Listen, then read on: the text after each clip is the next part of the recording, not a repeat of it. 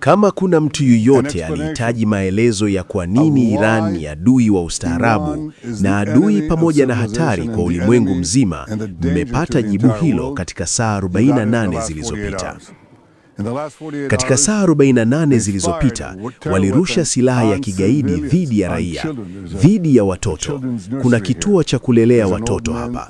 Kuna nyumba ya wazee hapa. Raia, familia, wanarusha silaha za kigaidi kwa raia, na mara nyingi wanatumia mabomu ya vishada ambayo yamepigwa marufuku na sheria za kimataifa. Jambo la pili walilofanya ni kwamba walishambulia Yerusalemu, karibu kabisa na maeneo matakatifu.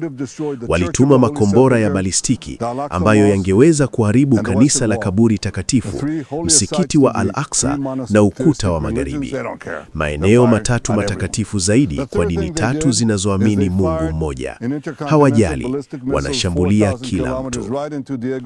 Jambo la tatu walilofanya ni kurusha kombora la masafa marefu, kilomita 4,000, moja kwa moja hadi Diego Garcia, kituo cha Marekani na Uingereza.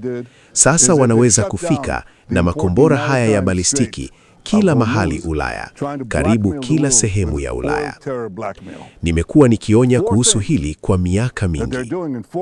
Jambo la 4 walilofanya ni kufunga mlango muhimu wa bahari wa Hormuz, Strait of Hormuz, wakijaribu kuushikilia ulimwengu mateka kupitia ugaidi wa usaliti wa mafuta. Mambo 4 wanayoyafanya ndani ya saa 48.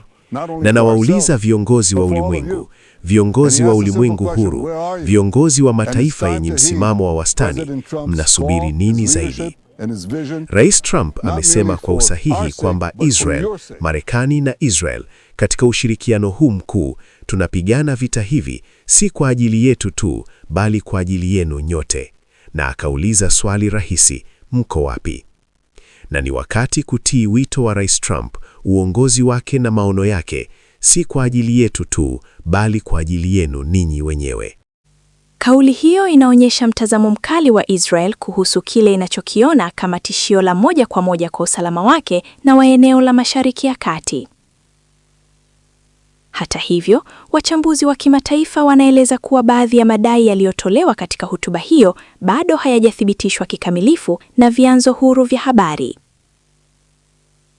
Aidha, mvutano kati ya Israel na Iran umeendelea kuongezeka katika siku za hivi karibuni, hali inayozua wasiwasi kuhusu uwezekano wa kuongezeka kwa mgogoro wa kikanda. Wataalamu pia wanaonya kuwa hali hii inaweza kuathiri uchumi wa dunia, hasa kutokana na umuhimu wa njia za usafirishaji wa mafuta kama Strait of Hormuz. Kwa sasa, jamii ya kimataifa inaendelea kutoa wito wa tahadhari na juhudi za kidiplomasia ili kupunguza mvutano huo.